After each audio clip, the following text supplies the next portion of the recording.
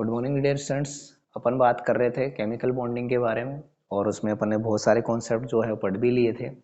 और previous lecture में अपन ने ये देखा था कि किस तरह से बेंट रूल जो है उसके अपन एप्लीकेशंस देख सकते हैं और किस तरह से क्वेश्चंस को अपन सॉर्ट आउट कर सकते हैं। आज अपन उसी सीरीज में ड्रैगो रूल के बारे में बात करेंगे जो बहुत ही ज़्यादा इंपॉर्टेंट है और कहीं ना कहीं बहुत ज़्यादा हेल्प करता है ऐसे एक्सेप्शनल क्वेश्चंस को सॉर्ट आउट करने में जिनको अपन को लगता है कि अपन ने सही किया है बट एक्चुअल में वो गलत हो जाते हैं। तो समझते हैं ड्रैगो रूल क्या होता है। ड्रैगो रूल में ये बोला गया था कि कोई ऐसा एलिमेंट है जो थर्ड पीरियड या थर्ड पीरियड से आगे आने वाले पीरियड से बिलोंग करता है और वो सेंट्रल एटम से अटैच्ड है, तो वहां पर ड्रैगो के अकॉर्डिंग वो एलिमेंट यदि सेंट्रल एटम के साथ में अटैच्ड है जो थर्ड पीरियड या थर्ड पीरियड से अगले पीरियड का है, जैसे फोर्थ का है, फिफ्थ का है, सिक्स का है, और उसकी इलेक्ट्रोनेगेटिव या तो 2.5 या 2.5 से कम है, इन दैट केस ये कहा जाता है कि जब वो सेंट्रल एटम उस साइड एटम के साथ में बॉन्डिंग करेगा तो वो डायरेक्ट प्योर ऑर्बिटल्स के ओवरलैपिंग करता है, हाइब्रिडाइजेशन नहीं करता। ये इसमें बताया गया था। तो इसका स्टेटमेंट देख लेते हैं अपन क्या कहते हैं। If any element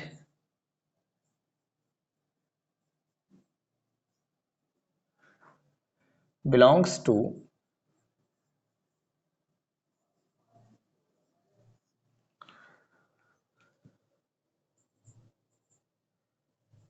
third or lower period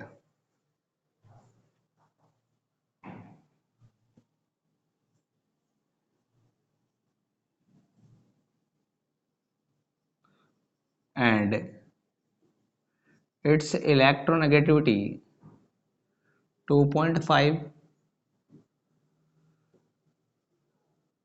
or less than 2.5, then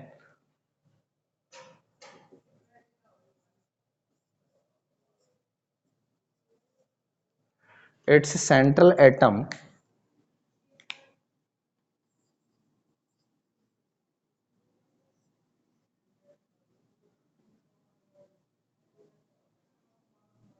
don't take part in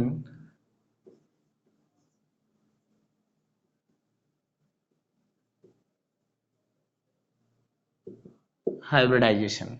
ये कहना था ड्रैगो रूल का। ठीक है, चलो इसको अपने एग्जांपल से समझते हैं।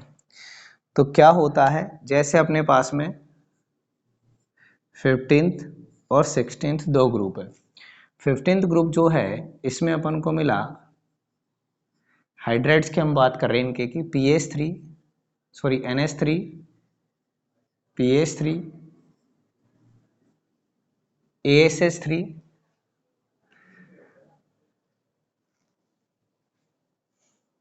SBH3 and BIH3। और यदि मैं 16 की बात करूं तो 16 में आ गया H2O H2S H2SE H2TE H2PO। तो ये वाला जो है ये हो गया सेकंड,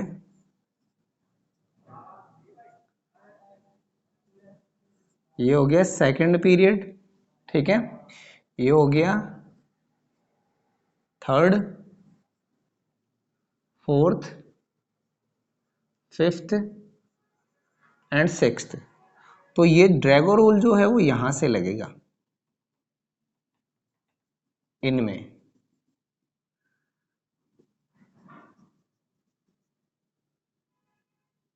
इनमें लगेगा।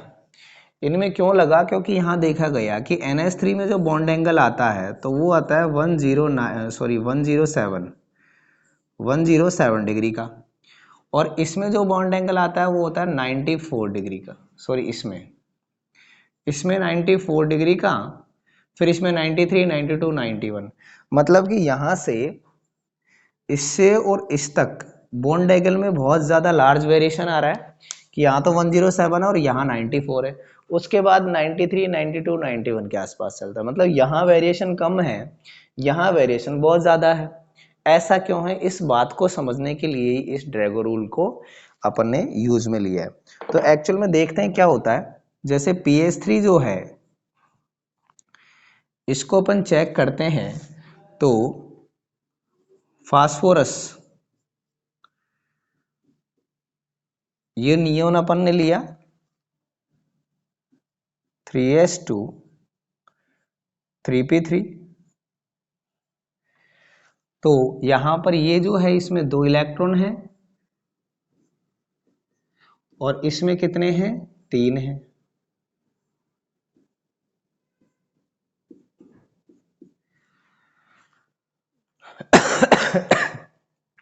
तो ड्रैगो का कहना है कि ये जो है ना, इसमें प्योर पी में जो है ये क्या कर लेते हैं, ओवरलैप कर लेते हैं इसके एटॉमिक ऑर्बिटल्स, किसके, एच के।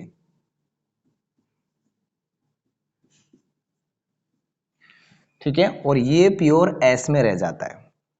ठीक है, इसकी स्ट्रक्चर जो है वो कुछ इस तरह से आ जाती है कि पी एच एच और पी, और ये लोन पेयर जो है वो प्योर एस ऑर्बिटल में रह जाता है।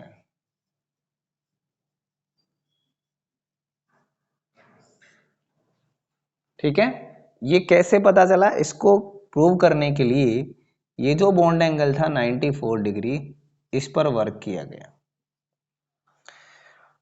इसमें एस कैरेक्टर्स जो है वो कैलकुलेट किए गए। एस कैरेक्टर्स कैसे कैलकुलेट करेंगे कि cos theta equal to S by S minus one, और कोस थीटा की वैल्यू कितनी आ रही है इसमें, 94 डिग्री, तो S by S minus one. तो 94 की वैल्यू हम लिखेंगे तो परसेंट एस कैरेक्टर यहां पर आएंगे लगभग 2%।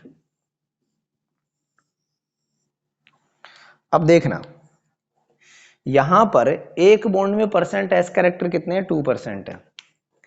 यहां पर कितने आ रहे हैं, परसेंट एस कैरेक्टर जो है वो 2% आ रहे हैं एक में। तो 3 में टोटल एस पर एस कैरेक्टर कितने हो गए, टोटल परसेंट एस कैरेक्टर कितने हो गए, 6%। ठीक है, और ये किस में है, ये बॉन्ड पेयर्स में है। अब 100 में से 6% बॉन्ड पेयर में है, तो इस लोन पेयर में कितने हो गए, लोन पेयर में हो गए 94%। और 94% इसमें है, मतलब ये एक तरह से प्योर एस ऑर्बिटल हो गए कंप्लीटली, क्योंकि इसमें क्या है 94% एस कैरेक्टर है, जबकि इसमें क्या मिल रहे हैं, सिर्फ 6% मिल रहे हैं।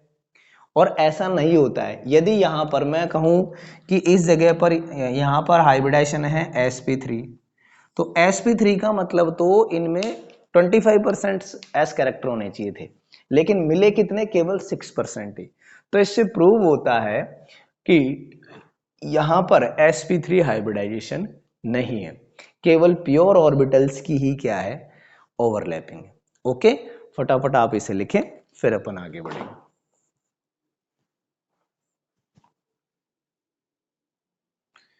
तो अपन ने ड्रैगो रूल के बेसिस पे NH3 और PS3 के बारे में कुछ चीज़ें जो है वो डिस्कस करने की कोशिश की है। तो देखिए यहाँ मैं प्रॉपर्टी डिस्कस कर रहा हूँ, ये NH3 की, ये PS3 की। तो सबसे पहले मैं यदि बात करूँ हाइब्रिडाइजेशन की,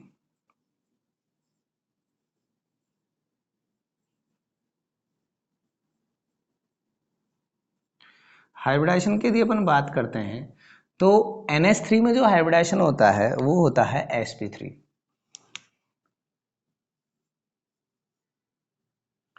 ठीक है, और हमको पता है PS3 में हाइब्रिडाइजेशन है ही नहीं, तो यहाँ पर नो हाइब्रिडाइजेशन।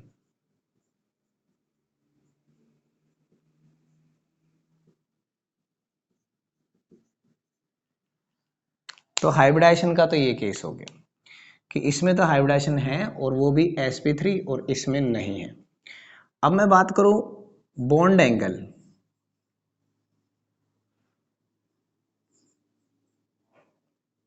तो बॉन्ड एंगल जो है अपन को NH3 में तो कितना मिलता है, 107 डिग्री का। और इसीलिए इसकी ट्राइगोनल पिरामिडल स्ट्रक्चर हो जाती है।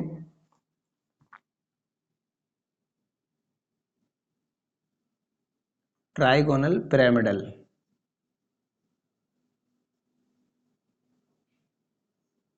ठीक है, और यहां अपन ने देखा था कि 94 डिग्री का बॉन्ड एंगल अपन को मिलता है। यदि मैं यहां पर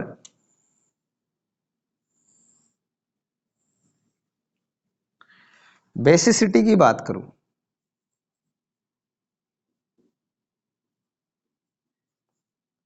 तो बेसिसिटी में देखिए क्या होता है कि जैसे अपने पास में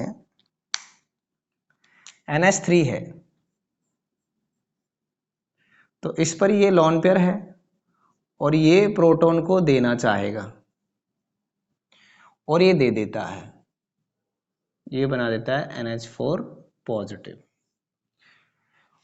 और PH3 पर भी क्या है, लोन पेयर है,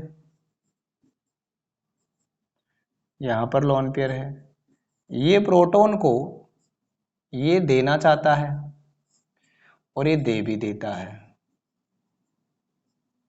समझना बात को, दोनों में डिफरेंस क्या है। यहां पर क्या है कि ये जो लोन पेयर है वो sp3 हाइब्रिडाइज ऑर्बिटल में है, जबकि यहां पर लोन पेयर प्योर s में है। और प्योर s जो है वो न्यूक्लियस के ज्यादा पास होगा, मतलब उसके बीच में अट्रैक्शन ज्यादा होगा। ज्यादा अट्रैक्शन होगा मतलब यहां से इलेक्ट्रॉन को निकलने में दिक्कत आएगी, इस पेयर को निकलने में दिक्कत आएगी, जबकि ये इजीली निकल जाए क्योंकि इसमें s कैरेक्टर्स कम है, इसमें लगभग 25% है। जबकि इसमें जो है एस कैरेक्टर्स कितने हैं, इस लोन पेयर की यदि मैं बात करूं तो किसमें है, 94% एस कैरेक्टर्स में है। इसका मतलब वो न्यूक्लियस से बहुत ज्यादा किस में रहेगा, बॉन्डिंग में रहेगा। तो यहां पर ये अपन को मिलेगा लेस।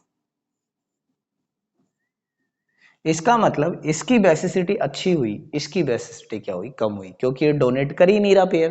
क्यों डोनेट नहीं कर रहा, क्योंकि इसका अट्रैक्शन फोर्स ज्यादा है, क्योंकि ये प्योर में है। जबकि ये क्या है, 25% कैरेक्टर है, तो ये इम्प्योर है, हाइब्रिड है, तो ये इजीली ये लोन पेयर जो है क्या कर देता है, डोनेट कर देता है। यही चीज जो है सॉल्युबिलिटी में देखने को मिलेगी। यदि मैं सॉल्युबिलिटी की बात करूं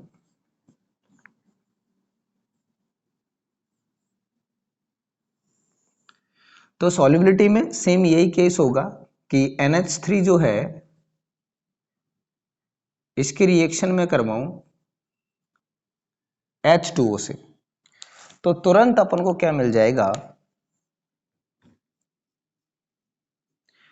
NH4 positive plus OH negative.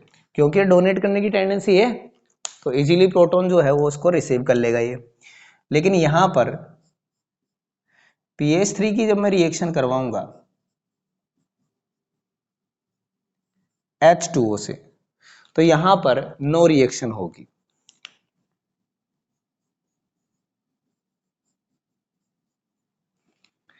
इसका रीजन क्या है, वो ही मैंने कहा कि ये जो लोन पेयर है इस लोन पेयर को ये डोनेट करेगा ही नहीं या फिर बहुत कम करता है। इस केस में यहां से प्रोटॉन जो है वो इसको नहीं मिलेगा, और प्रोटॉन नहीं मिलेगा तो ये वाटर के साथ रिएक्ट कहाँ किया। ओके, तो ये कुछ प्रॉपर्टीज थी NH3 और PH3 की जो अक्सर पूछ ली जाती है, आपको पता होनी चाहिए। ओके, अभी आप इसे लिखें फिर अपन आगे बढ़ेंगे।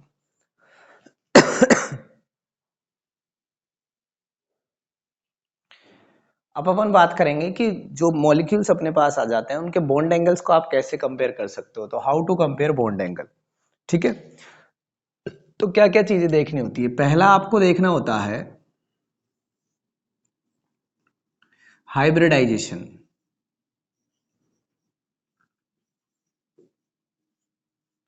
Hybridisation of central atom.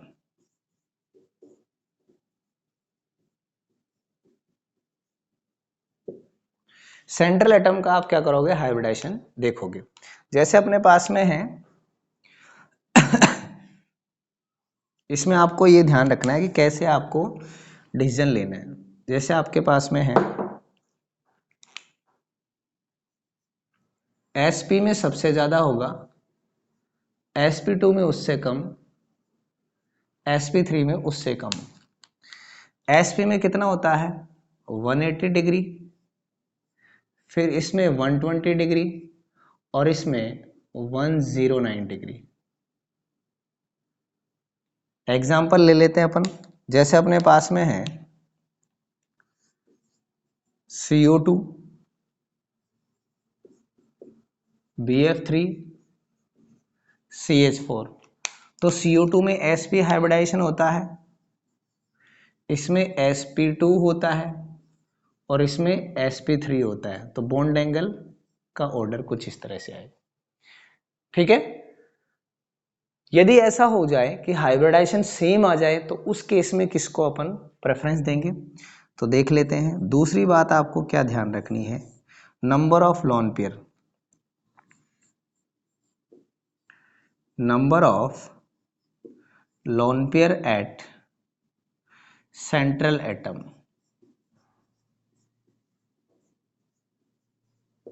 Central atom पे आपको number of lone pair check करने हैं। यदि हाइब्रिडाइजेशन सेम आ जाए तो फिर हम लोन पेयर पे जाएंगे। और लोन पेयर में आपको ध्यान रखना है कि बॉन्ड एंगल इनवर्सली प्रोपोर्शनल होता है लोन पेयर के।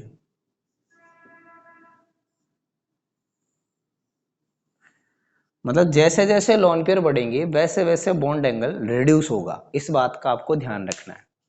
क्लियर है। यदि लोन पेयर इंक्रीज होते हैं तो बॉन्ड एंगल डिक्रीज होगा, और लोन पेयर डिक्रीज होते हैं तो बॉन्ड एंगल इंक्रीज होगा। ये बात आप लोगों को ध्यान में रखनी। ठीक है।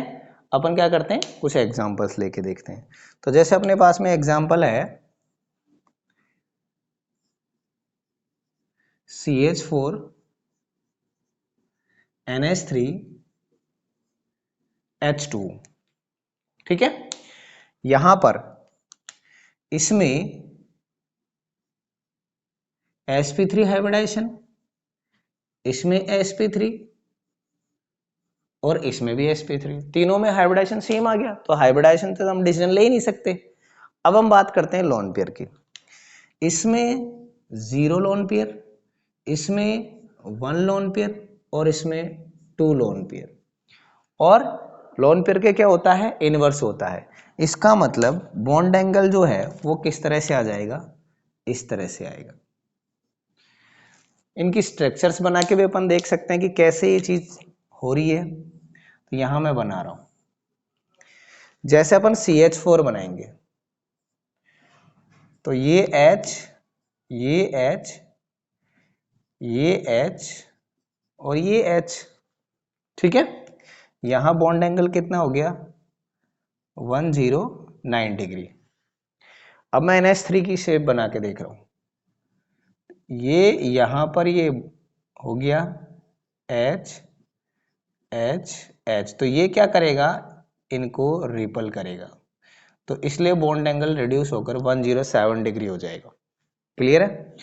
अब मैं H2 की बात करूं तो यहाँ H और यहाँ H, यहाँ 2 लोन पेयर है। तो पहली बात तो ये लोन पेयर एक दूसरे को रिपल्सन करेंगे, और ये लोन पेयर जो है इन बॉन्ड पेयर्स को क्या करेंगे, रिपल्सन करेंगे। तो ये जो बॉन्ड एंगल है बहुत ज्यादा रिड्यूस हो जाएगा, यानी कि ये रह जाता है 104 डिग्री। तो इस तरह से हम हाइब्रिडाइजेशन चेक करते हैं। यदि हाइब्रिडाइजेशन अपना सही सेम आ जाता है तो फिर अपन क्या करते हैं, लोन पेयर चेक करते हैं। फिर और क्या चीज इसमें देखते हैं, और देख सकते हैं इसमें तीसरा पॉइंट बता रहा हूं मैं आपको यहां पे, कि पहले हाइब्रिडाइजेशन चेक करेंगे, इससे डिसीजन हो जाता है ठीक है, नहीं होता है तो फिर लोन पेयर चेक करेंगे, इससे भी नहीं होता है तो इलेक्ट्रोनेगेटिविटी चेक करते हैं। तो तीसरा पॉइंट है अपना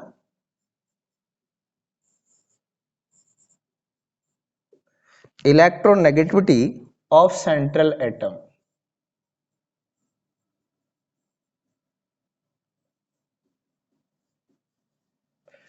और इसमें हम एग्जांपल ले सकते हैं। पहले तो आपको ये ध्यान रखना है कि bond angle is directly proportional to electronegativity, यानी बॉन्ड एंगल इंक्रीज होता है इलेक्ट्रोनेगेटिविटी इंक्रीज होने पर, और बॉन्ड एंगल डिक्रीज होता है इलेक्ट्रोनेगेटिविटी डिक्रीज होने पर। ठीक है। एग्जाम्पल क्या ले सकते हैं अपन, जैसे अपने पास में है NH3, PaH3, ASH3, SbH3 and BiH3।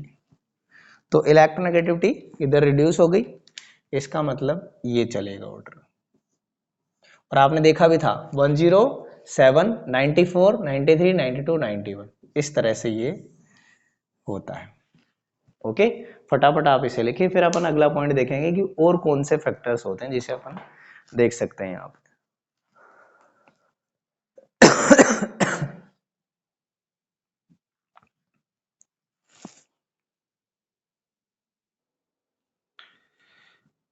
अब अपन बात करेंगे लास्ट फैक्टर की, जिसमें आता है साइज ऑफ साइड एटम। अब तक अपन ने सेंट्रल एटम का देखा, सबसे पहले हाइब्रिडाइजेशन देखा, उसके बाद उस पर अपन ने बॉन्ड एंगल्स देखे, उसके बाद में अपन ने उसकी इलेक्ट्रोनेगेटिविटी देखी। हाइब्रिडाइजेशन में जिसका हाइब्रिडाइजेशन ज्यादा उसका बॉन्ड एंगल कम, ठीक है ना। उसके बाद अपन ने देखा कि लॉन पेयर, जिसपे लॉन पेयर ज्यादा उसका बॉन्ड एंगल कम। उसके बाद में इलेक्ट्रोनेगेटिविटी, जिसकी इलेक्ट्रोनेगेटिविटी ज्यादा उसका बॉन्ड एंगल ज्यादा। क्लियर है। अब हम बात करते हैं साइड एटम्स की। तो साइड एटम्स में एग्जांपल है OCl2 एंड OF2। इनकी आप जैसे इनमें हाइब्रिडाइजेशन देखोगे, तो हाइब्रिडाइजेशन देखो, इसमें भी sp3 है और इसमें भी sp3 है, यानी कि पहला फैक्टर अपना वर्क नहीं कर रहा। दूसरा चेक करते हैं कि इसमें लोन पेयर कितने हैं, तो इसमें भी 2 लोन पेयर है और इसमें भी 2 लोन पेयर है, मतलब दूसरा फैक्टर भी अपना नहीं लग रहा। तीसरा, अपन इलेक्ट्रोनेगेटिविटी देखते थे, तो यहाँ भी ऑक्सीजन है और यहाँ भी ऑक्सीजन है, और ऑक्सीजन की इलेक्ट्रोनेगेटिविटी क्या होगी, सेम होगी, मतलब तीनों ही फैक्टर अपने वर्क नहीं कर रहे। तो चौथा फैक्टर देखेंगे क्या, साइज ऑफ साइड एटम। तो साइड एटम यहाँ क्लोरीन है और यहाँ फ्लोरीन है, तो यहाँ कैसे होगा देख लीजिए। जैसे अपने पास में ये ऑक्सीजन है, ये इस पे लोन पेयर, यहाँ पर ये Cl और यहाँ पर ये Cl, यहाँ ऑक्सीजन है, ये लोन पेयर, यहाँ पर ये फ्लोरीन और यहाँ पर ये फ्लोरीन। अब देखो इसकी साइज क्या है, क्लोरीन की साइज और फ्लोरीन की साइज देखें तो क्लोरीन की साइज जो है वो ज्यादा बड़ी है कंपैरिजन टू फ्लोरीन। फ्लोरीन की साइज क्या है, छोटी है। अब छोटी साइज है तो रिपल्सन कम होगा, और इनकी साइज बड़ी है तो इनमें रिपल्सन जो है, ये वाला जो रिपल्सन है सेम एटम वाला, वो ज्यादा होगा। आगे बात समझ में। इसका मतलब रिपल्सन ज्यादा होगा तो बॉन्ड एंगल अपने आप ही क्या हो जाएगा, ज्यादा हो जाएगा। इसका मतलब OCl2 का बॉन्ड एंगल जो होता है वो ज्यादा होता है किससे, OF2 से। ठीक है। अब एक ऑर्डर और आपको ध्यान रखना है कि OCl2 या Cl2O कर सकता हूं मैं इसको, Cl2 का ज्यादा होता है H2O से और उसका ज्यादा होता है F2O से। ये थोड़ा सा ऑर्डर आप लोगों को ध्यान में रखना है, कभी कभी ये आ जाता है। और इसमें भी फैक्टर होता है इलेक्ट्रोनेगेटिविटी, ठीक है ना, इन दोनों में। अब यहां चेक करते हैं कुछ क्वेश्चंस है। Compare bond angle SOF2, SOCl2, SOBr2, SOI2, इस फैक्टर पे बेस्ड होगा ये। ठीक है, देखते हैं। यहां पर हम इसकी स्ट्रक्चर देखेंगे तो कुछ इस तरह से बनेगी कि ये हो गया ऑक्सीजन, सल्फर हो गया, यहां ऑक्सीजन हो गया, ये F और ये F, इसकी ऐसे आएगी Cl Cl, इसकी यहां ऐसे आएगी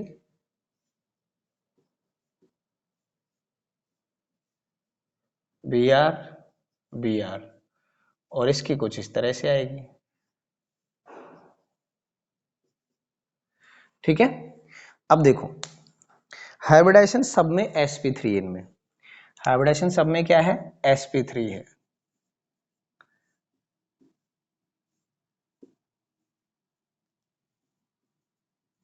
इलेक्ट्रोनेगेटिविटी सेम है क्योंकि सल्फर है। ठीक है, लोन पेयर जो है सल्फर में चेक कर लो, 2 4 1 1 सब में है। तो यहां पर हम मैटर करेंगे कि साइज, साइज जो है इसकी सबसे स्मॉल होगी, फिर इसकी थोड़ी बड़ी होगी, इसकी थोड़ी और बड़ी होगी, और इसकी सबसे बड़ी होगी साइड एटम की। तो साइड एटम की साइज बढ़ती है तो रिपल्सन बढ़ता है, और रिपल्सन बढ़ता है तो बॉन्ड एंगल क्या हो जाता है, बढ़ जाता है। इसका मतलब क्या हुआ कि यहां पर ये कुछ इस तरह से चलेगा कि सबसे छोटा इसमें, फिर ये, फिर ये। तो सबसे बड़ा बॉन्ड एंगल किस में मिलेगा, SOI2 में। क्लियर। चलो इसमें चेक करते हैं। इसमें भी sp3 हाइब्रिडाइजेशन है, इसमें भी sp3 है, इसमें भी sp3 है, और इसमें भी sp3 है। लोन पेयर सब में सेम है, वही साइज मैटर करेगी यहाँ पे। तो साइज के अकॉर्डिंग देखें तो ये कुछ इस तरह से आपको डिसीजन मिलेगा। मैं इससे बना देता हूं ताकि दिख जाएगा।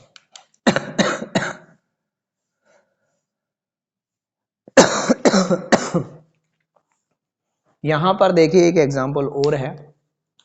यहां sp हाइब्रिडाइजेशन है, यहां sp2 है, और यहां sp3 है, सॉरी sp2 है। तो यहां तो डिसीजन हो जाएगा, कोई दिक्कत ही नहीं है। sp और sp2 में तो sp का ज्यादा होगा क्योंकि 180, क्लियर है, यहाँ 120 रह गया। लेकिन दोनों में sp2 हाइब्रिडाइजेशन है। तो यहाँ कैसे चेक करेंगे, यहाँ है 1 अनपेयर्ड इलेक्ट्रॉन और यहाँ है 1 लोन पेयर, दोनों में डिफरेंस है। यहाँ है 1 लोन पेयर और यहाँ पर है 1 अनपेयर्ड इलेक्ट्रॉन, क्लियर है। तो लोन पेयर की बजाय अनपेयर्ड इलेक्ट्रॉन जो होता है वो ज्यादा रिपल्सन करेगा। इसका मतलब ये हो गया कि यहाँ बॉन्ड एंगल जो है वो कुछ इस वजह से मिलेगा। भाई लोन पेयर में तो क्या हो गया, पेयर्ड हो गया ना इलेक्ट्रॉन, और यहाँ तो ये अकेला इलेक्ट्रॉन है, ये पेयर्ड नहीं है। इसका मतलब इसका एनर्जी लेवल ज्यादा है, इसका मतलब है रिपल्सन ज्यादा क्रिएट करेगा, ज्यादा रिपल्सन जनरेट करेगा, इसका मतलब बॉन्ड एंगल जो है वो रिड्यूस हो जाएगा। क्लियर है। तो इस तरह से यहाँ पर आपको सॉरी बॉन्ड एंगल क्या हो जाएगा, ज्यादा हो जाएगा। तो यहाँ पर ये आपके एग्जाम्पल जो है वो मैंने बता दिए हैं। वापस मैं इसको समझा रहा हूँ, एक बार समझ लीजिए। यहाँ पर sp और यहाँ पर sp2 है तो आराम से आप डिसीजन ले सकते हो। लेकिन यहाँ पर sp2 है और यहाँ पर sp2 है, दोनों का sp2 हो गया। तो अब डिसीजन किससे लेंगे, साइड एटम्स भी सेम है, सेंट्रल एटम की इलेक्ट्रोनेगेटिविटी सेम है, मतलब कोई सा ही नहीं लग रहा। इस केस में अपन क्या करेंगे, ये देखेंगे कि लोन पेयर जो है उसको चेक करेंगे। तो यहाँ 1 अनपेयर्ड है और यहाँ 1 लोन पेयर है, ठीक है। तो 1 अनपेयर्ड जो है और 1 लोन पेयर जो है उसमें रिपल्सन किस में ज्यादा होगा, इसमें ज्यादा होगा। तो इसमें रिपल्सन ज्यादा होगा तो बॉन्ड एंगल जो है वो रिड्यूस हो जाएगा, और इसका बॉन्ड एंगल जो है रिड्यूस इतना नहीं हो पाएगा। इसका मतलब इसका बॉन्ड एंगल ज्यादा हो जाएगा और इसका बॉन्ड एंगल क्या रह जाएगा, कम रह जाएगा। तो आप इसे लिखें और इनके नोट्स बनाएं और वीडियो को ज़्यादा से ज़्यादा शेयर करें। Thank you.